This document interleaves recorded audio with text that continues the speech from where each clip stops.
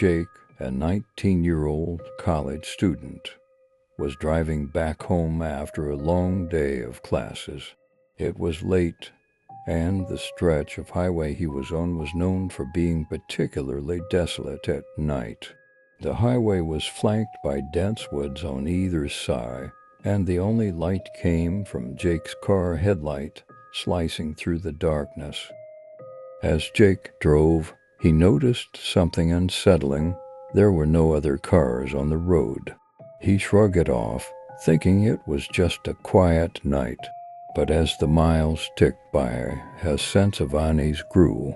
The road seemed to stretch endlessly, and the usual landmarks he relied on were nowhere to be seen. After about an hour, Jake's gas gauge began to dip dangerously low. He knew he needed to find a gas station soon, but there were no signs, no exits, nothing but the unending blacktop and the oppressive darkness of the woods.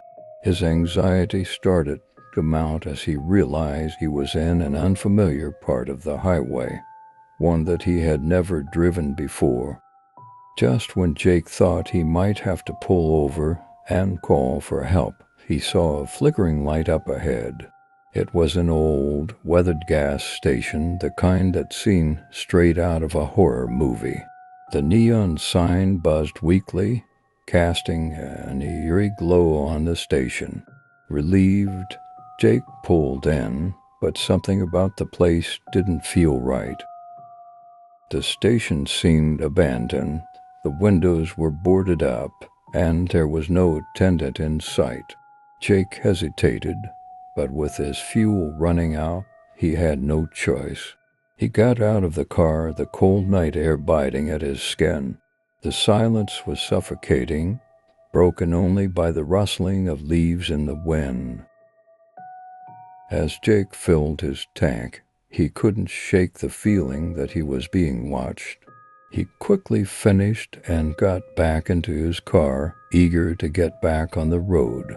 But as he drove away, something caught his eye in the rearview mirror, a figure standing at the edge of the woods, just beyond the gas station. It was too dark to make out any details, but the figure didn't move, just stood there, watching. Jake's heart raced as he sped up, wanting to put as much distance between himself and the gas station as possible. But the sense of dread lingered. For the rest of the drive, every shadow, every rustle in the wind made him jump. He couldn't shake the image of the figure standing in the darkness. Finally, after what felt like an eternity, Jake saw the familiar lights of his hometown in the distance. He pulled into his driveway, exhausted and shaken, but relieved to be home. As he got out of the car, he glanced back down the road, half expecting to see that figure again. But there was nothing, just the quiet, empty street. For weeks, Jake couldn't stop thinking about that night. He tried to rationalize it, convincing himself that it was just his imagination playing tricks on him. But deep down, he knew something was off about that stretch of highway.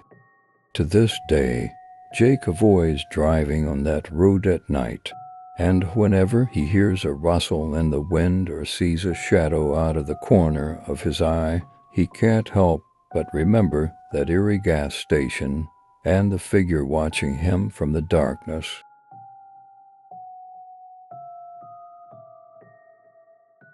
Tom was a long-haul trucker, used to spending nights alone on the road. He had been driving for hours on a remote stretch of highway surrounded by nothing but endless plains and the occasional cluster of trees. The night was pitch black, the only light coming from his truck's headlights as they cut through the darkness. As Tom drove, he saw something unusual ahead, a man standing by the side of the road, his thumb out, hoping for a ride. Tom rarely picked up hitchhikers, but something about the man's desperate look made him slow down. As he pulled over, the man walked up to the truck and climbed in without a word. The man was pale, his clothes tattered and dirty. He didn't say much, only that he needed to get to the next town. Tom nodded and continued driving, but he couldn't help but glance at his passenger every now and then. The man seemed tense, constantly looking out the window as if expecting something or someone to appear. After a few minutes of silence, the man finally spoke. His voice was low, almost a whisper, as he asked Tom if he had seen anyone else on the road. Tom shook his head, a chill running down his spine as the man's eyes met his. There was something unsettling in that gaze, something that made Tom wish he hadn't stopped. The man became increasingly agitated as they drove on. He kept muttering under his breath, his hands fidgeting nervously. Tom asked him if he was okay, but the man didn't respond. Instead, he stared straight ahead, his face pale and drawn. Suddenly, without warning, the man screamed a blood-curdling sound that echoed through the cab of the truck. Tom slammed on the brakes, his heart pounding in his chest. When he turned to look at the man, the passenger was gone. The door hadn't opened, and there was no way the man could have jumped out while the truck was moving. Tom sat there in shock, the silence of the night pressing in around him. He searched the truck, but there was no trace of the hitchhiker. It was as if he had vanished into thin air. Shaken, Tom started the truck again and continued down the road, his mind racing. As he drove into the next town, he stopped at a diner to collect himself. He told the waitress what had happened, expecting her to laugh or dismiss his story. But instead, she grew pale and nodded solemnly. "You're not the first," she said quietly. "That hitchhiker has been seen on this road for years. They say he died in an accident just up the highway, but his spirit never moved on. He still tries to find a ride, but no one ever makes it to the next town with him in the truck." Tom left the diner, his skin crawling with fear. He knew he hadn't imagined it, and he wasn't about to linger on that highway any longer. As he drove away, he couldn't shake the feeling that he was being watched, that the hitchhiker might appear again, waiting for another chance to hitch a ride.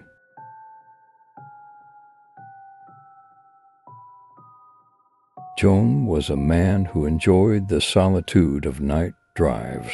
The quiet roads, the stillness of the world asleep. It was a time when he could clear his head, leaving the stresses of the day behind. That night he found himself on a highway he had never driven before, winding through a remote, fog-covered wilderness. The darkness was thick, almost tangible, and the fog clung to the road like a shroud, limiting his vision to only a few feet ahead. The highway stretched endlessly with no sign of civilization in sight. At first, Joan thought nothing of it. This was just another lonely stretch of road. But as the minutes turned into hours, an uneasy feeling began to creep into his mind.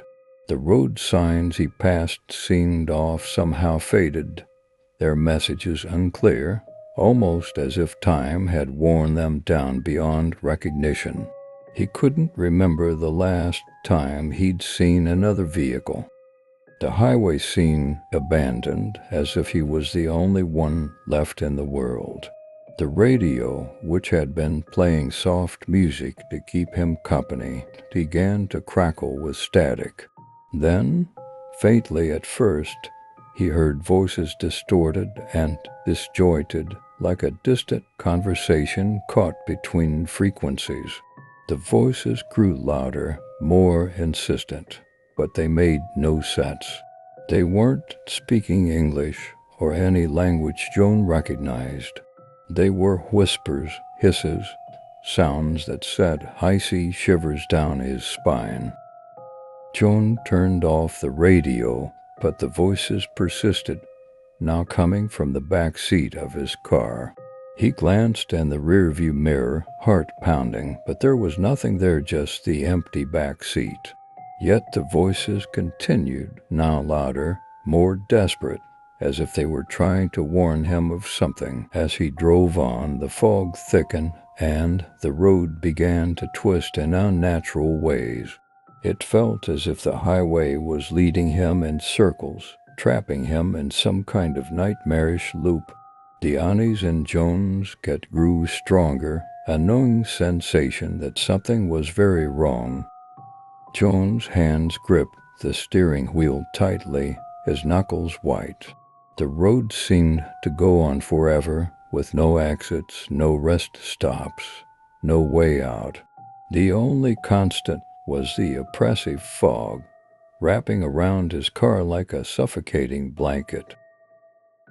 Then, out of the corner of his eye, he saw something move in the fog, a shadowy figure, just beyond the edge of his headlights.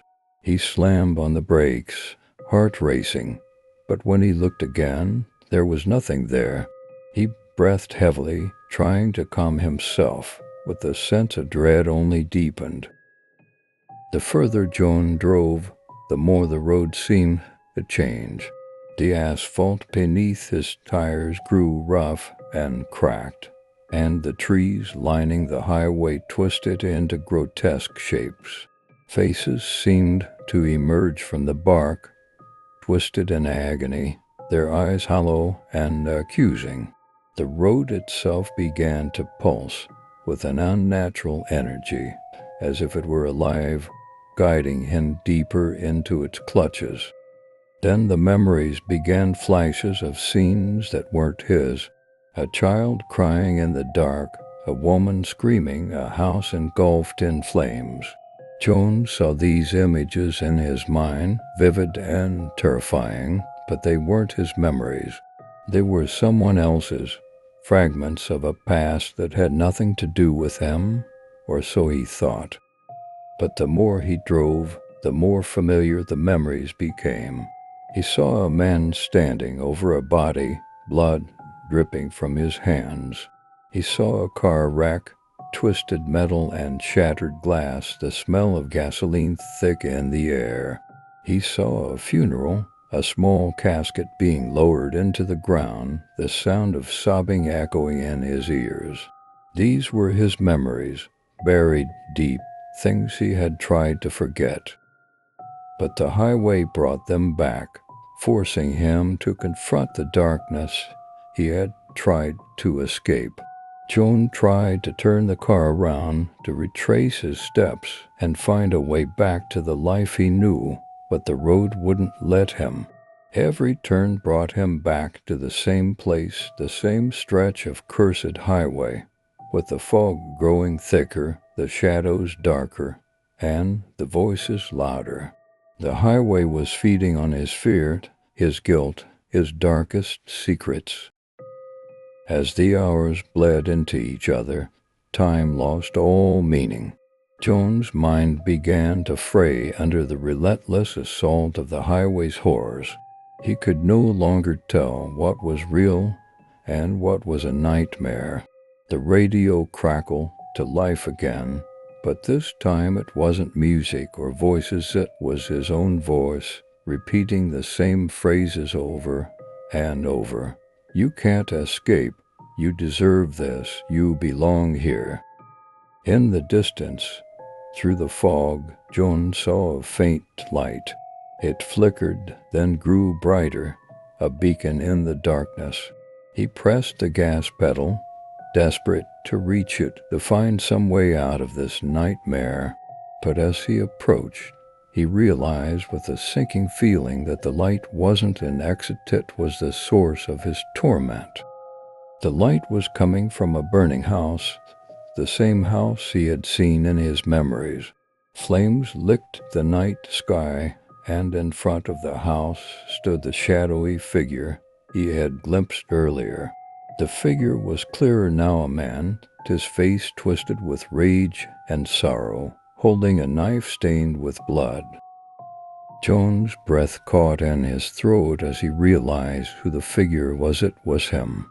The man in the shadows was an older version of himself, a manifestation of the guilt and fear that had haunted him for years. The highway had brought him face to face with his own worst enemy, himself. The road began to close in around him, the asphalt crumbling away to reveal a gaping void beneath. The fog thickened, pressing in on him from all sides. Joan slammed on the brakes, but the car skidded uncontrollably, heading straight for the burning house. Just as he was about to crash, everything went black. The car stopped, the voices went silent, and the road disappeared. When Joan opened his eyes, he was sitting in his car on the side of a normal highway. The fog was gone, the road signs were normal, and there were other cars passing by. It was as if the nightmare had never happened. But Joan knew better. The memories, the guilt, the horror of what he had seen, they were still with him, etched into his mind. He knew the highway was still out there, waiting for the next traveler who dared to wander too far into the night. And deep down, he knew that no matter how far he drove, he could never truly escape the cursed passage. It would always be there, lurking in the shadows, waiting to draw him back in. Joan started the car and drove away, but he couldn't shake the feeling that the highway hadn't finished with him yet. As the sun began to rise, casting long shadows on the road ahead, Joan made a silent vow. He would never drive that road again. But even as he made that promise, a part of him knew it was only a matter of time before the highway found him once more.